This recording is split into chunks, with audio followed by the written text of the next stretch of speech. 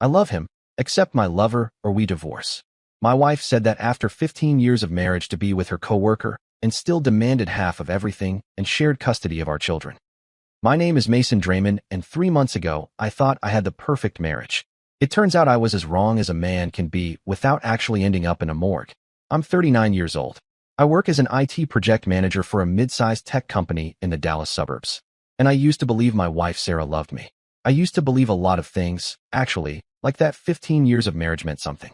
That vows were not just pretty words you say in front of your relatives, that when your wife starts working late every Tuesday and Thursday, she is really working. The first crack in my perfect little world appeared on a rainy October afternoon. I was in my home office dealing with a project timeline that made about as much sense as an ashtray on a motorcycle when I heard Sarah laugh in the kitchen. It was not her polite, engaged laugh or her tired, after-work chuckle. This was different, intimate, the kind of laugh she used to reserve for me when we were dating. I slipped to the doorway and saw her leaning against the counter, phone pressed to her ear, twirling a strand of her blonde hair around her finger like a teenager. She was wearing the red dress I bought her for our anniversary, the one she said was too fancy for everyday wear. "Stop it.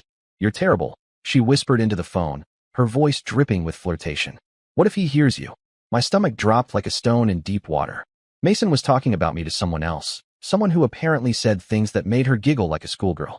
I backed away silently, my mind racing. 15 years of marriage, and I had never heard her mention my name to someone else with that tone, as if I were an obstacle, a problem to be worked around.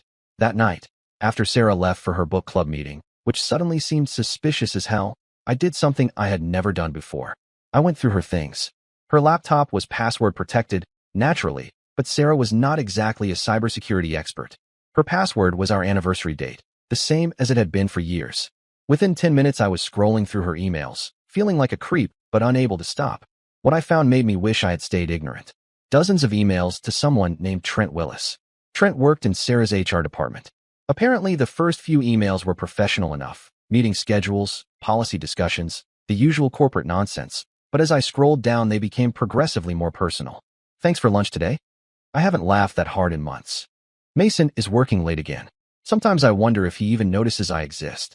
You make me feel alive again, and then from just 2 weeks ago, I can't stop thinking about yesterday. When can we see each other again?" Before we dive deeper into this story, I have a small request.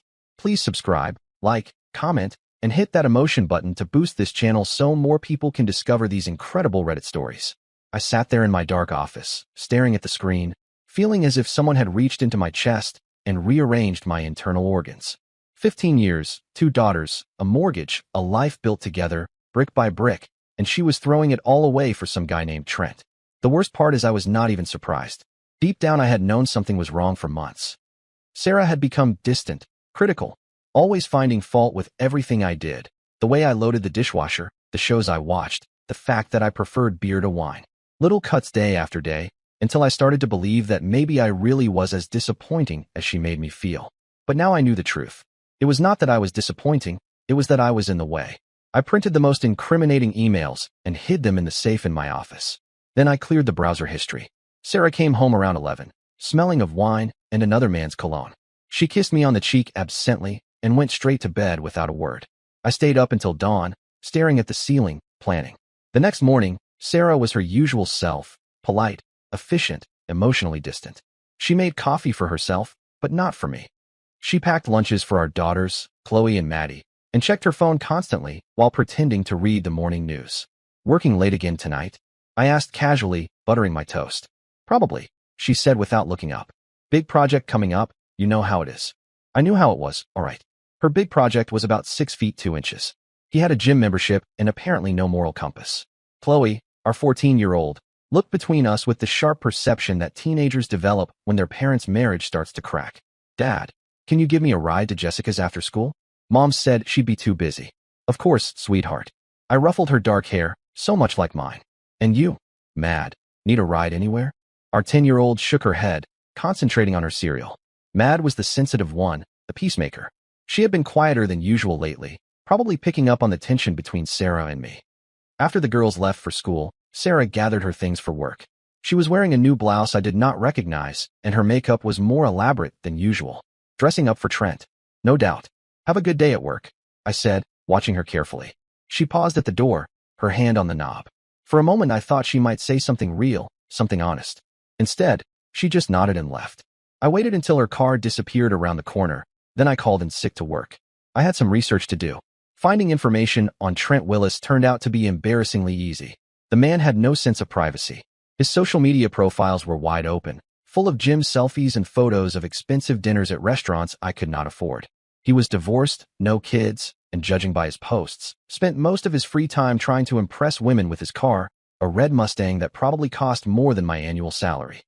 He was also, I had to admit, exactly the kind of man Sarah would find attractive, tall, muscular, with a kind of confident smirk that suggested he had never doubted himself for a single day in his life, everything I was not.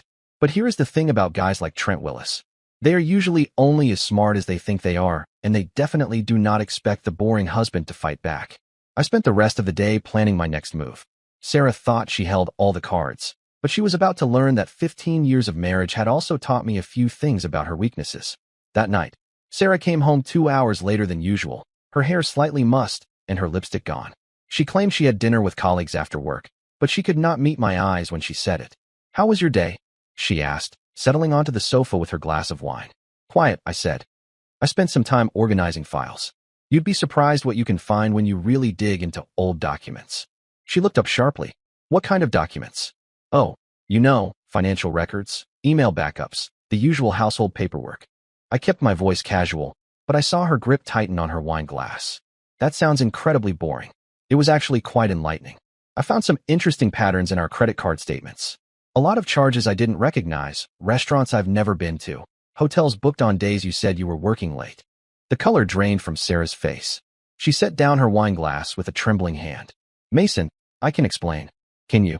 I leaned forward, locking my eyes on hers. "Because I'd love to hear how you explained charging a romantic dinner for two on our joint credit card while I was home with the girls, thinking you were stuck in a budget meeting." She opened her mouth and then closed it. For the first time in months, Sarah was speechless. "Here's what's going to happen," I said quietly. "You're going to tell me everything. Who he is, how long it's been going on, and what exactly you thought was going to happen next. And then we're going to discuss how this ends." Sarah's composure completely broke. Tears started streaming down her face, but they seemed more of panic than remorse. "It's not what you think," she whispered.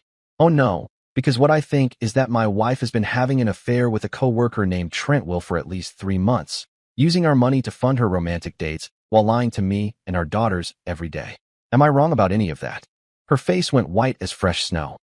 She did not expect me to know his name. "How does it matter?" I stood up, looking down at her. "What matters is what happens next. And Sarah, you're not going to like what happens next." I walked out of the room, leaving her crying on the sofa. But as I went upstairs to check on our daughters, I heard her frantically dialing her phone. "Trent, we have a problem. He knows." Phase 1 was complete. Now the real fun could begin. The next morning, Sarah tried to pretend our conversation had never happened.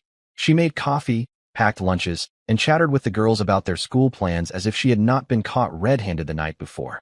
But I could see the tension in her shoulders, the way she glanced at me when she thought I was not looking. I played along. I let her think that maybe she could fix this with enough normalcy and denial. People like Sarah always underestimate the damage they have really done. After the girls left for school, she finally worked up the courage to approach me. I was sitting at the kitchen table, looking at my tablet and drinking coffee as if it were any other morning. "Mason, about last night," she began, sitting on the edge of the chair across from me. "What about last night? I think you misunderstood what you saw. Those charges weren't what you think. Sometimes the team goes out after work and I put it on our card because it's easier for expenses later. Sar." I looked up from my tablet, meeting her eyes directly. She fell silent. "I read your emails. All of them. I know about Trent Willis. I know about your Tuesday and Thursday meetings, and I know you've been lying to me for months. So let's skip the part where you insult my intelligence with more lies and get to the part where you tell me what you want." Her face went through several expressions. Shock, anger, calculation. Finally, she settled on defiance. "Fine." She straightened in her chair, lifting her chin. "Yes, I've been seeing Trent. And yes, I've been unhappy in this marriage for a long time. We've grown apart. Moser, we want different things. We're different people than we were 15 years ago. Interesting theory. When did you decide we'd grown apart? Before or after you started having dinner dates with your coworker? It's not that simple. It is exactly that simple. You made a choice. You chose to betray our marriage instead of talking to me about the problems you thought we had. You chose to lie to our daughters. You chose to spend our money on another man. So now I'm asking you, what do you want? She was silent for a long moment, staring at her hands. When she looked up, there was something cold in her eyes I had never seen before. I want a divorce. There it was. The words that had been hovering between us for months, finally spoken aloud. And Trent, that's none of your business. Actually, it is my business. It's very much my business when my wife's affair partner is going to be around my daughters. She clenched her jaw. Trent is a good man. He makes me happy. He sees me as more than just a housekeeper and a nanny. Is that what you think you are here? A housekeeper and a nanny, isn't it? When was the last time we went anywhere together? Just the two of us. When was the last time you surprised me with anything? When was the last time you made me feel like a woman instead of just a wife? I stared at her, genuinely amazed. When was the last time you acted like you wanted to spend time with me? When was the last time you initiated any kind of affection? When was the last time you treated me like a husband instead of a roommate you barely tolerate? That's not fair. None of this is fair, Sarah. But here we are. I leaned back in my chair. So, you want a divorce? Fine, what are your terms? She blinked, clearly not expecting me to be so calm about it. I want joint custody of the girls, and I want half of everything. The house, the savings, the retirement accounts. That's what's fair. And what about Trent? Where does he fit into this picture? She lifted her chin again, that defiant look returning. I love him. We're going to be together. You love him. I repeated the words slowly, savoring them. After 3 months of sneaking around. You love him? Yes. More than you love your family. It's not about choosing. It's exactly about choosing. You chose him over us. Over me, over Qley, over Mad, over the life we built together. I stood up, walking to the window. Here's the thing, Sarah. You seem to think you can have it all. You can have your exciting new boyfriend and still get to keep half of everything I've worked for. You can blow up our family and still be the good guy in the movie. I'm not trying to be the good guy. I'm trying to be happy. I turned to her. At our expense. That's not. Let me ask you something. Does Trent know you're married? She hesitated, just long enough to give me the answer. He knows the situation is complicated. Does he know you have 2 daughters who think their mother is working late every Tuesday and Thursday? Mason, please. Does he know you've been using your husband's money to pay for your dates with him? Her face flushed. It's not like that. It is exactly like that. You've been stealing from our family to fund your affair, and now you want to be rewarded for it with half of everything. I shook my head. That's not how this works. What do you mean? I pulled out my phone and showed her the screen. It displayed a folder labeled Evidence with dozens of files. I mean, I've documented everything, every lie, every charge, every email. I have enough evidence to make your life very complicated in a divorce proceeding. Adultery might not matter much in Texas, but financial infidelity does, and lying about it under oath definitely matters. She stared at the phone, her face pale. You've been planning this? I've been protecting myself. Something I should have started doing months ago. She stood up abruptly, her chair scraping against the floor. Fine. You want to play hardball? Let's play hardball. I'm not playing anything, Sarah. I'm just not going to let you destroy our family and walk away with a reward. Our family was already destroyed. You just didn't notice. No. Our family was destroyed the moment you decided Trent Willis was more important than your marriage vows. She grabbed her purse and headed for the door. I'm going to work. We'll continue this conversation later. Actually, we won't.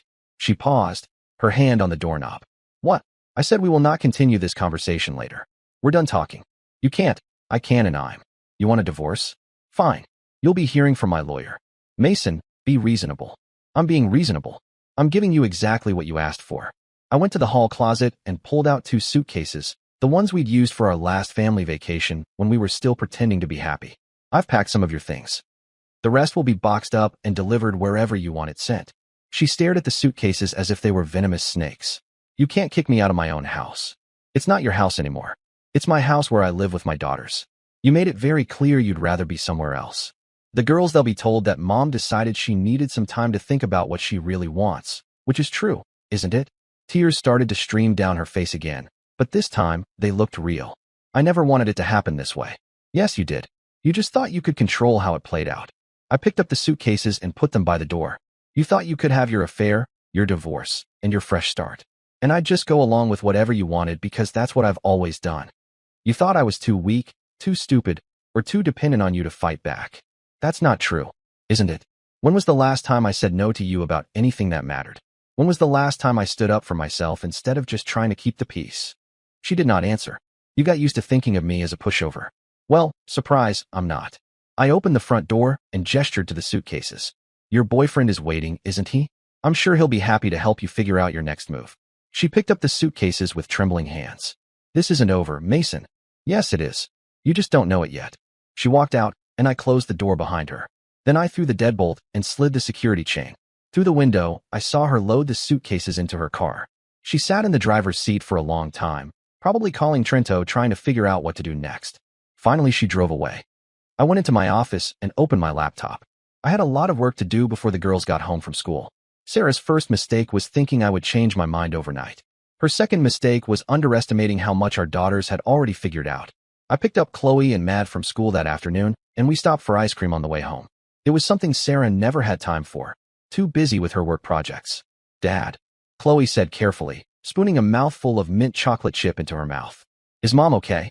She seemed really upset this morning. Mad looked up from her strawberry cone, those big brown eyes full of worry. I had been dreading this conversation, but I had also prepared for it.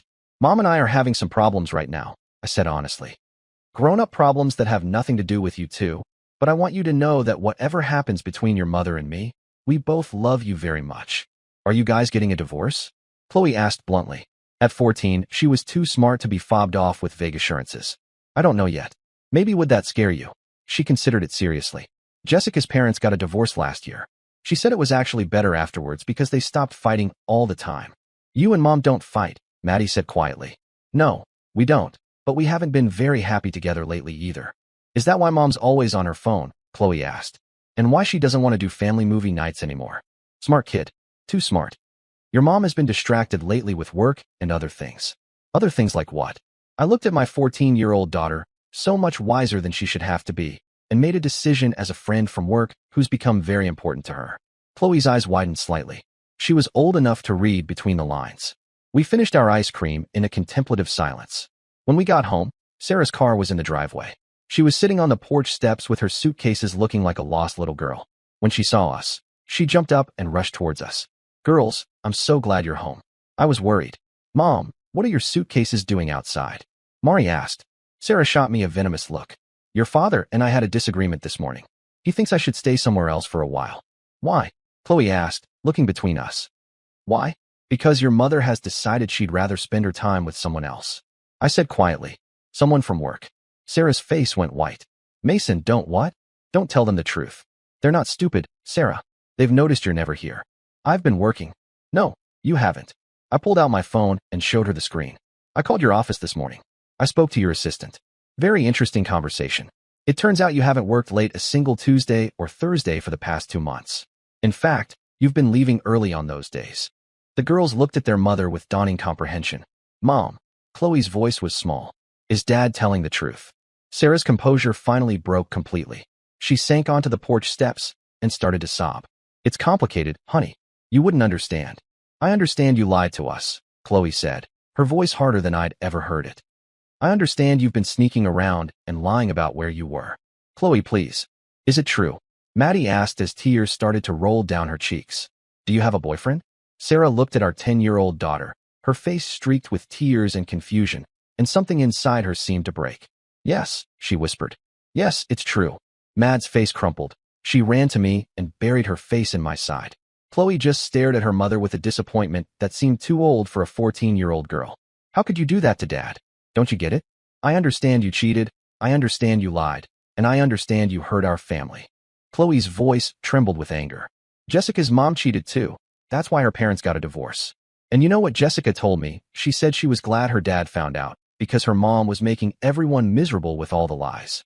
Sarah looked like she'd been slapped. Qley, that's not fair. What's not fair is what you did to us. I put my arm around Qley's shoulders. Girls, why don't you go inside and get started on your homework? Your mother and I need to finish our conversation. They went inside, Madler and Qley looking like she wanted to punch something. Sarah and I looked at each other across the driveway. You had no right to tell them like that, she said finally. I had every right. They're my daughters too, and they deserve to know why their mother suddenly decided she didn't want to live here anymore. I never said I didn't want to live here. You didn't have to say it. You showed it. Every day for months. You showed them that something else was more important than being their mom. That's not true, isn't it? When was the last time you helped with homework? When was the last time you asked about their day and actually listened to the answer? When was the last time you tucked Matt in at night or had a real conversation with Qley about something other than chores? She opened her mouth to argue, then closed it. You checked out of this family long before you started your affair, Sarah. Trent was just the excuse you used to make it official. I never wanted to hurt them. But you did hurt them, and you're going to keep hurting them every day you choose him over them. It's not about choosing. It's always about choosing every day, every decision, every priority. And you've made your choice very clear. My phone buzzed with a text message. I looked at it and smiled grimly. Who is it? Sarah asked. My lawyer. The divorce papers are ready. Her face went pale again. I told you I'd been preparing. I filed this morning right after you left. You can't. I can and I did. You wanted a divorce, Sarah? Congratulations, you're getting one. I pulled a thick envelope out of my jacket pocket and handed it to her. What's this? Your copy of the filing. You have 30 days to respond. She opened the envelope with trembling hands and scanned the first page. You're asking for sole custody. I'm asking for primary custody with supervised visitation for you until we can establish that you're capable of putting our daughter's needs ahead of your own. That's ridiculous. Is it? You've been lying to them for months. You've prioritized your affair over their emotional well-being. You've been using money that should be going to their needs to fund romantic dinners with your boyfriend. How exactly does that demonstrate good parenting? I've never neglected them. You've been emotionally absent for months. They've noticed, Sarah. Kids always notice. She flipped through more pages, her face paling with each one. You're asking for alimony. I'm asking for child support. There's a difference. And the house stays with me and the girls. They've been through enough upheaval. They shouldn't have to lose their home too. This is insane. You can't just keep everything. I'm not keeping anything. I'm keeping what's mine and what's best for our daughters. You're the one who decided to throw it all away. She stood up sharply, clutching the papers. I need to call my lawyer. You do that. And Sarah, when you talk to Trent about all this, you might want to mention that his wife might be interested in knowing about his activities. Extracker and killers. She froze. What wife? I pulled out my phone and showed her a Facebook profile. Trent Willis, married to Ashley Will for 8 years, 2 young sons. You didn't know? I asked innocently. How interesting. I wonder what else he forgot to mention. Sarah stared at the screen as if I were showing her a car wreck. That's impossible. He's divorced. He told me. He lied just like you lied to me. Funny how that works. She scrolled through the photos with trembling hands. Trent with his wife at a restaurant. Trent with his sons at a baseball game. Trent at a family barbecue just last weekend. But he said what you wanted to hear, just like you told me what you thought I wanted to hear for months. She sank back onto the porch steps, staring at the phone. I don't understand. You don't understand because you didn't want to. You wanted to believe in a fantasy where you could have everything you wanted with no consequences. I took my phone back and put it in my pocket. Here's a consequence. Trent Willis is a liar and a cheater just like you. The only difference is he's better at it. Sarah looked at me, tears streaming down her face. What am I supposed to do now? That's not my problem anymore. But if I were you, I'd start by figuring out where you're going to sleep tonight, because it's not going to be here. I picked up her suitcases and put them by her car. The girls will need time to process all this. I think it's best if you give them some space for a few days. You can't keep me from my own daughters. I'm not keeping you from anything. I'm suggesting that forcing yourself on them right now when they're hurt and angry might not be the best parenting choice. But then again, good parenting choices haven't exactly been your strong suit lately. She stood up slowly like an old woman. I never wanted it to happen this way. You didn't want it to happen the easy way. You wanted to have your affair, your divorce, and your fresh start. And you wanted everyone to just accept it and move on. You wanted to blow up our family and still be the victim. I opened her car door for her. Life doesn't work that way, Sarah. Actions have consequences, and you're about to learn what those consequences look like. She got in the car without another word. I watched her drive away. Then I went inside to check on my daughters. They were in the living room pretending to do homework, but obviously listening to every word of our conversation. Is Mom coming back? Mata asked. Not tonight. Maybe not for a while. Good, Qley said fiercely. I don't want to see her right now. I sat down between them on the sofa and put my arms around them. It's okay to be angry. It's okay to be hurt. It's okay to be confused. What happened is not your fault, and it doesn't mean either of us loves you any less. Will she choose him over us? Mari asked. I thought about that question carefully. I don't know, sweetheart. I hope not. But if she does, that's her choice, and it says something about her, not about you. What if she tries to make us live with him? Qley asked. That's not going to happen. I promise. We ordered pizza for dinner and watched a movie together, just the 3 of us. For the first time in months, the house felt peaceful, but I knew the peace would not last. Sarah would not go quietly, and Trent Willis was not going to like having his perfect life exposed. The real war was just beginning. Sarah's lawyer called me the next morning. Janet Morrison, a family law specialist with a reputation for being thorough and expensive. I was not surprised Sarah had hired her. It was exactly the kind of power move she would think would intimidate me. Mr. Draymond, I represent Sarah Draymond in your divorce proceedings. I'd like to discuss a settlement before this gets contentious. I thought it was already contentious when your client started having an affair. My client's personal relationships are not relevant to the division of marital assets. Actually, they're very relevant when those relationships involve spending marital assets on someone else without the spouse's consent. There was a pause. Sarah had not told her lawyer about the financial infidelity. Interesting. Perhaps we could meet in person to discuss the details.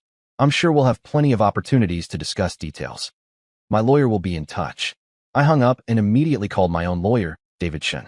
We had gone to college together, and he specialized in exactly the kind of messy divorce Sarah was about to experience. Mason, I got your documents. This is pretty cut and dried. She doesn't have much of a negotiating position. She thinks she does. She hired Janet Morrison. Morrison is good, but she can't work miracles. Your wife made some very bad choices, and you documented them well. The financial stuff alone is going to significantly hurt her case. And custody. With the evidence you've provided, I'd say you have an excellent chance of getting primary custody. The girls are old enough for their preferences to carry weight, and according to your notes, they're not happy with their mother right now. They're not. Qley barely spoke to her yesterday, and Mad cried herself to sleep. That's unfortunate, but it supports our case. The court's primary concern is the best interests of the children. Okay, what's our next move? I file our response to any settlement offer, and we wait for her to make the first mistake. She's already made plenty of mistakes. I mean legal mistakes. Right now, she's probably panicking and making emotional decisions. Emotional decisions lead to tactical errors. He was right. Sarah called that afternoon, crying and begging me to reconsider. Mason, please, we can fix this. We don't need lawyers and courts and all this ugliness. We needed to fix it before you started lying and cheating. It's too late now. It's not too late. I made a mistake, but we can fix it. And Trent, there was a long pause. I'm not seeing him anymore. Oh no. Since when? Since I found out he lied to me too. I almost felt sorry for her. Almost. So, now that your lover turned out to be a fraud, you want your plan B back. It's not like that. It's exactly like that. You wanted to trade up, and when that didn't work out, you decided maybe your old life wasn't so bad after all. I love you, Mason. I know I messed up, but I love you. No, you don't. You love the security I represent. You love having someone to fall back on when your exciting new life doesn't work out. But you don't love me. That's not true. When was the last time you told me you loved me and meant it? When was the last time you looked at me like you were happy to see me? When was the last time you treated me like someone you wanted to be with instead of someone you were stuck with? She could not answer. You checked out of this marriage months ago, Sarah. The only reason you want back in now is because you're scared to be alone. I'm scared of losing my family. You already lost your family. You threw it away for a man who was using you in the exact same way you were using me. Please, Mason, give me another chance. I gave you 15 years of chances. They're all used up. I hung up and blocked her number. But Sarah was not done trying. She showed up at the girls' school the next day, trying to pick them up early. The office called me immediately. I had already put them on alert about the custody situation. Mr. Draymond. Mrs. Draymond is here asking to take the girls home. She seems upset. Don't release them to her. I'm on my way. I arrived to find Sarah in the principal's office arguing with Mrs. Patterson about her parental rights. They're my daughters. You can't keep me from taking them. Actually, we can, Mrs. Patterson said calmly. Mr. Draymond provided us with documentation that shows custody is currently in dispute. Until that's resolved, we follow his instructions as the custodial parent. Sarah turned when she saw me, her face streaked with tears and mascara. Mason, please, I just want to talk to them. You can talk to them during your supervised visits once the court establishes them. Supervised visits. They're my daughters.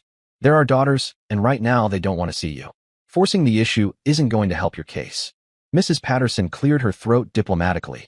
Perhaps this conversation would be better continued elsewhere. Sarah followed me out to the parking lot, still pleading. This is insane. You're poisoning them against me. I'm not poisoning them against anyone. They're old enough to understand what you did, and they're reacting accordingly. They'll forgive me. Kids are resilient. Maybe they will, but forgiveness isn't the same as trust, and trust isn't the same as wanting you to be in their lives. You can't keep them from me forever. I'm not keeping them from you. I'm protecting them from more emotional harm while you figure out if being their mother is actually important to you. Of course it's important to me. Is it because when you had to choose between your family and Trent Willis, you chose Trent? When you had to choose between your daughter's emotional well-being and your own selfish desires, you chose yourself. Why should they believe that's changed? She looked at me as if I were speaking a foreign language.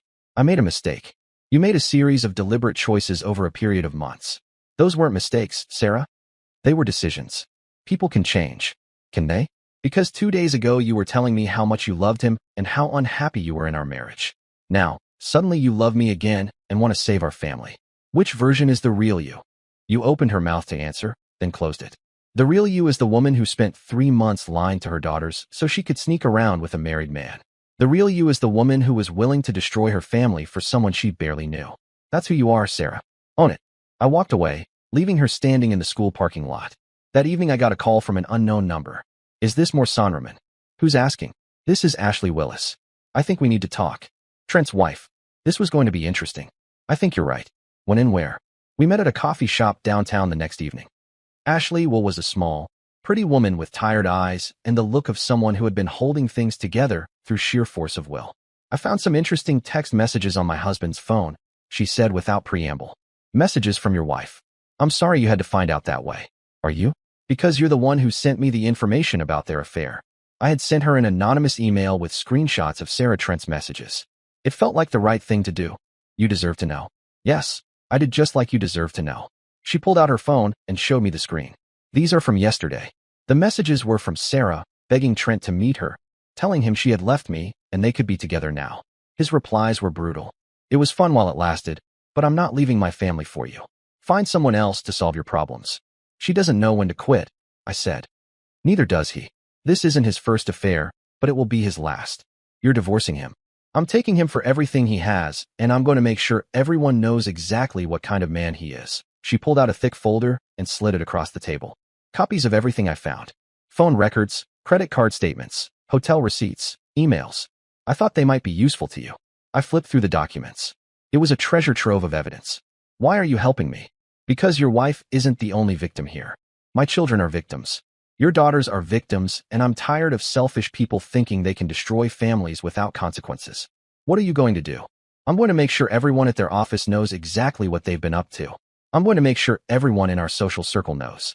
I'm going to make sure their reputations are as destroyed as they tried to make our families. I liked Ashley Will. If you need any help with that. Actually, I do. There's a company party next weekend. The big annual shindig. All the employees and their families. I think it would be very educational for everyone to know the truth about Sarah and Trent. What did you have in mind? She smiled, and it was not a nice smile. Let me tell you what I'm thinking. By the time we finished our coffee, we had a plan. Sarah and Trent thought they could sneak around, lie, and hurt people without consequences.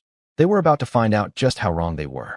The Meridian Industries annual family picnic was held every October at Laxale Park with Catherine's barbecue, games for the kids, and enough corporate networking to choke a horse. Sarah had dragged me to it for the past 5 years, always insisting we needed to keep up appearances and support her career. This year I was going to be supporting her career in a very different way. Ashley had done her homework.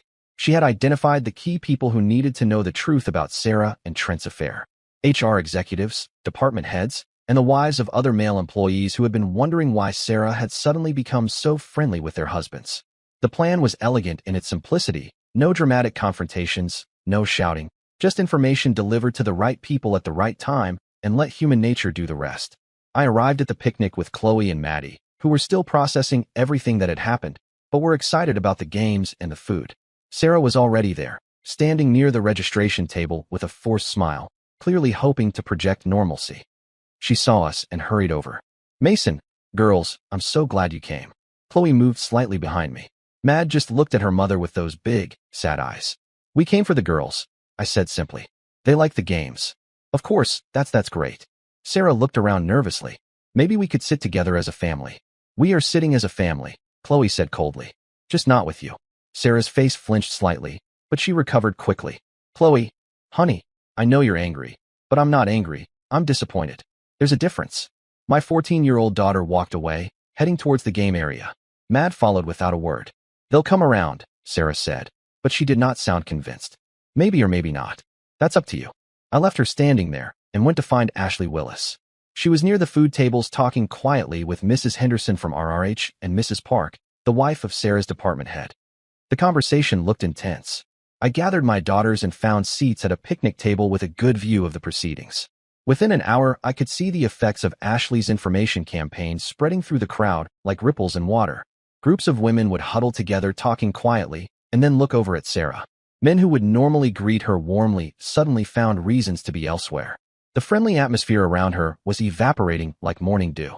Trent arrived with his own family around noon, apparently oblivious to what was happening. He was all smiles and handshakes, playing the part of the devoted husband and father. That lasted about 10 minutes. I watched from across the park as Ashley approached her husband with their 2 sons.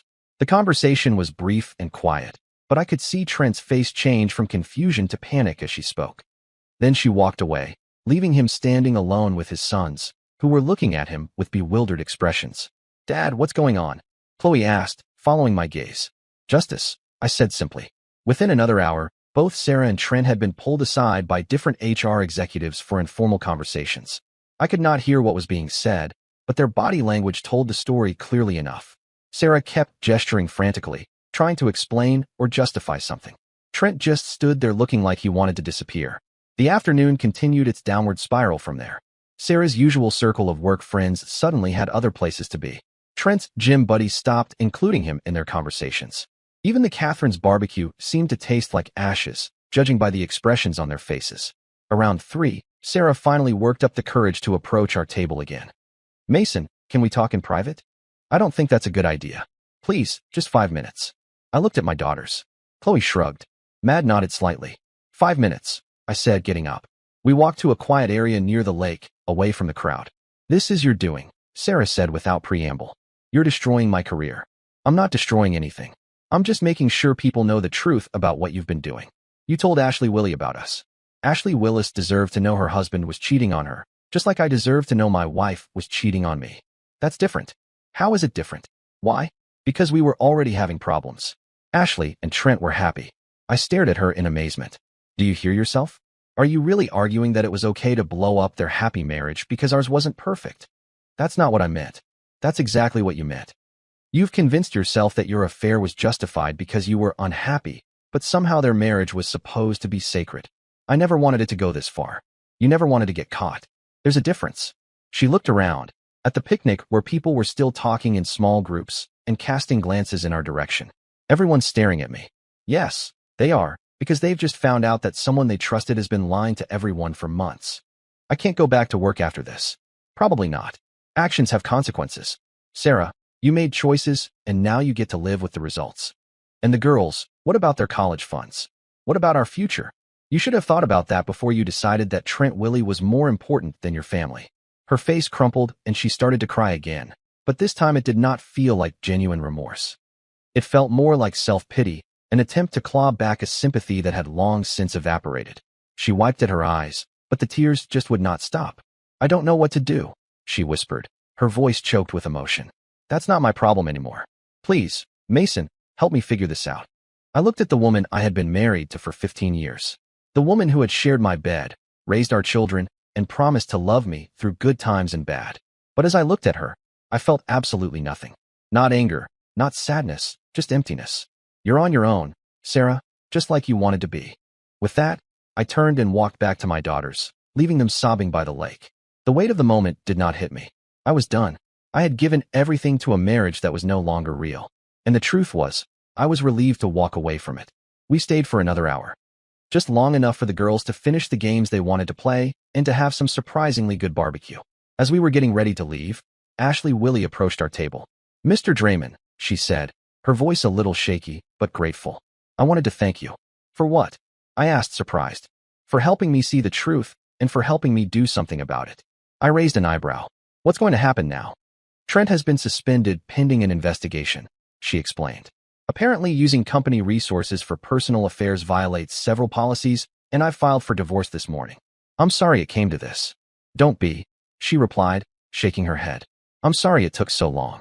She looked at Qley and Maddie, who had been listening intently to our conversation.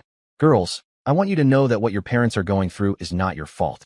Sometimes adults make bad choices and other adults have to clean up the mess." "We know," Qley said solemnly, her eyes serious beyond her years. "Dad explained it to us." Ashley shot me a quick look and I nodded. It had been hard to explain, but I had done my best to shield them from the worst of it. "Your father seems like a good man," Ashley said, smiling softly. "You're lucky to have him." "We know that too," Maddie said quietly, looking at me with a sense of quiet pride in her eyes. The conversation lulled into a comfortable silence after that. The day had played out in ways I had not expected, but the finality of it all was clear. Ashley was taking control of her life now. Sarah was dealing with the consequences of her actions, and I was finally free from the weight I had been carrying for too long. As we headed to the car, I felt a sense of peace settle over me, a peace I had not known in years. It was not me who had failed, not me who had betrayed, and in the end, that was enough. Sometimes the only way forward is through the truth, and I was finally living in it. Ashley smiled and walked away, heading towards her own children who were waiting by the parking lot.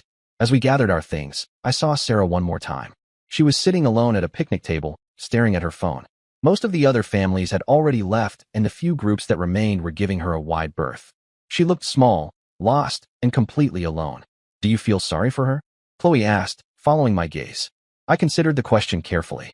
I feel sorry for the person she used to be or the person I thought she was, but for the person she actually is, the person who was willing to lie to you and your sister for months. "No, I don't feel sorry for her." "Good," Qley said fiercely. "She doesn't deserve it." We drove home in a comfortable silence, the radio playing softly and the late afternoon sun streaming through the windows. For the first time in months, I felt like I could breathe properly. My phone buzzed with a text message as we pulled into our driveway. It was from David Chun, my lawyer. Sarah's lawyer called. They want to discuss settlement terms. "I think we have them right where we want them." I smiled and put the phone away. The war was not over yet, but I was winning and Sarah was finally learning what it felt like to face the consequences of her choices. The settlement conference was scheduled for the following Wednesday at David Chin's office. Sarah arrived with Janet Morrison and a briefcase full of documents, clearly expecting to mount some kind of legal counterattack. She looked terrible. Her normally perfect hair was pulled back in a messy ponytail.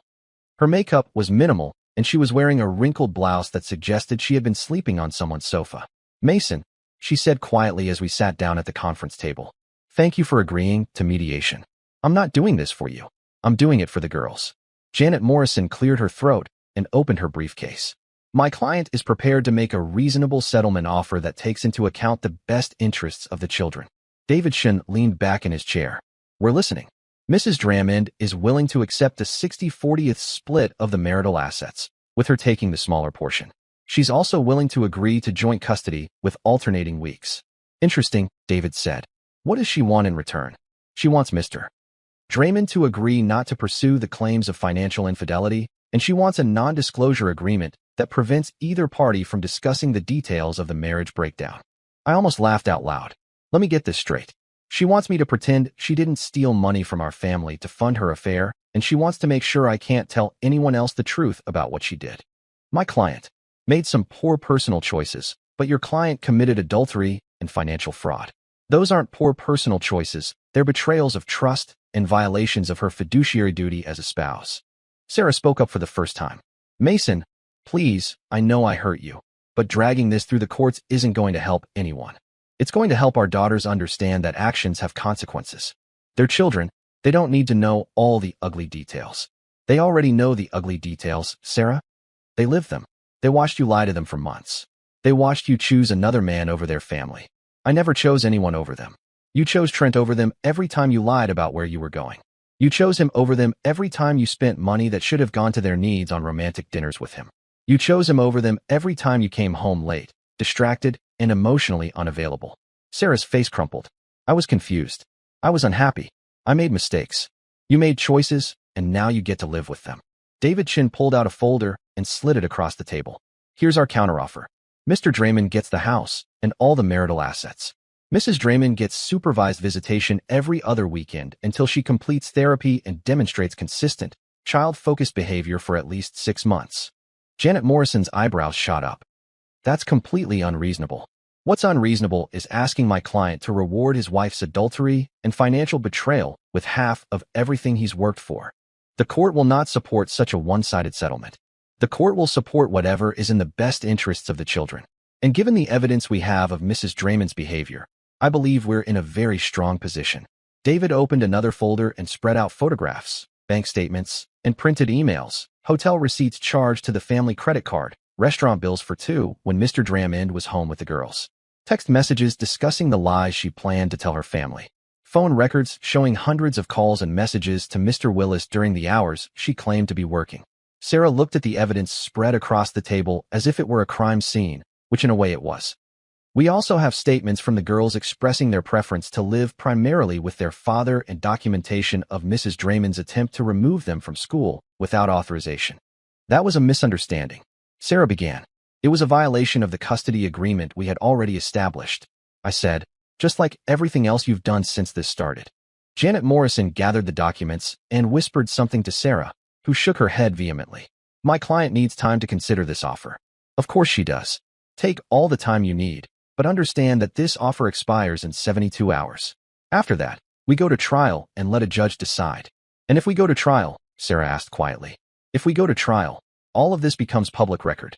Every email, every lie, every dollar you spent on your affair. Is that really what you want? Sarah looked like she was going to be sick. I need to think about this. Think fast, I said, getting up because I'm done negotiating. I walked out of the conference room, leaving Sarah and her lawyer to contemplate their very limited options. David caught up with me in the hallway. That went well. I think she'll take the deal. And if she doesn't, then we destroy her in court. With the evidence we have, she'll be lucky to get supervised visits once a month. My phone rang as I was driving home. It was Sarah. Mason, please, don't do this. Do what? Hold you accountable for your choices. Destroy my relationship with my daughters. I'm not destroying anything. You already did that. They'll forgive me eventually, but not if you turn them completely against me. I haven't turned them against you, Sarah. You did that yourself. Please, I'm begging you. I'll sign whatever you want, but please don't take my daughters away from me. I'm not taking them away from you. I'm protecting them from more harm while you figure out if being their mother is actually important to you. Of course it's important to me. Then prove it. Take the deal. Go to therapy. Learn how to put their needs ahead of your own. Show them that they matter more than whatever man you happen to be interested in this week. That's not fair. Fair. You want to talk about fair? Is it fair that Qley is going to have trust issues because her mother lied to her for months? Is it fair that Maddie cries herself to sleep wondering if she did something wrong? Is it fair that they have to live knowing their mother chose a stranger over their family? Sarah was crying again, but I was done caring. You want your daughters back? Earn them back. Prove you're capable of being the mother they deserve. How am I supposed to do that with supervised visits? The same way you're supposed to do everything else from now on. One choice at a time, one day at a time, one chance to do better than you did yesterday. I hung up his number. That night I sat down with Qley and Mad to explain what was happening with the divorce. Is Mom going to live with us again? Mari asked. No, sweetheart. Mom and I are getting a divorce. That means we're not going to be married anymore, and she's going to live somewhere else. But we'll still get to see her? Qley asked. Yes, you'll still see her, but it will be different than it was before. Different how I chose my words carefully. For now, when you see Mom, there will be another adult there too. Someone whose job it is to make sure everyone feels safe and comfortable. Why? Asked Mad. Because Mom needs to learn some new ways of being a mom. Ways that put you and your sister first always. Qley, who is too smart for her own good, understood immediately. She has to prove she won't hurt us again. Something like that. Yes, and if she can't prove it, then we'll just keep taking care of each other like we've been doing. Mad climbed into my lap and wrapped her arms around my neck. I don't want Mom to hurt us anymore. She won't, sweetheart. I promise. How do you know? Because I won't let her. The next morning, David Chun called with the news I expected. She took the deal, signed everything. It's over. Just like that. Just like that. She gets supervised visits every other weekend. You get primary custody and the house. And she agrees not to contest any of the financial arrangements. And the non-disclosure agreement. She dropped that demand. I think she realized it was better to take the settlement quietly than to risk having everything aired out in open court. So it's really over. It's really over. Congratulations, Mason. You won. I hung up the phone and looked around my kitchen. My kitchen, in my house, where my daughters would grow up safe, loved, and free from the chaos their mother had created. I did not feel like celebrating. I felt tired, sad, and relieved, all at the same time, but mostly I felt free. That afternoon I picked the girls up from school and took them for ice cream again. It was becoming our tradition, a small ritual of normalcy in the midst of all the upheaval. Dad, Qley said, spooning a mouthful of mint chocolate chip into her mouth. Are you happy? I considered the question seriously. I'm not happy about what happened to our family, but I'm happy that we're going to be okay. We are going to be okay. We're going to be better than okay. We're going to be honest with each other, and we're going to take care of each other, and we're going to build something good out of what's left. And Mom, what about her? She's going to be okay. I looked at my daughters, these incredible little people, so resilient, So knowing who had been through so much and were still able to care about someone who had hurt them. I don't know, sweetheart. I hope so. But that's up to her now. I hope so too, said Matt quietly. Even though she hurt us. That's very grown up of you, sweetheart. Dad, Qley said. Yes, thanks for protecting us. Thanks for being worth protecting. We finished our ice cream and drove home through the golden October afternoon, the radio playing softly and the future stretching out before us like an open road. Sarah had thrown the first punch, but I had finished it, and we were going to be just fine.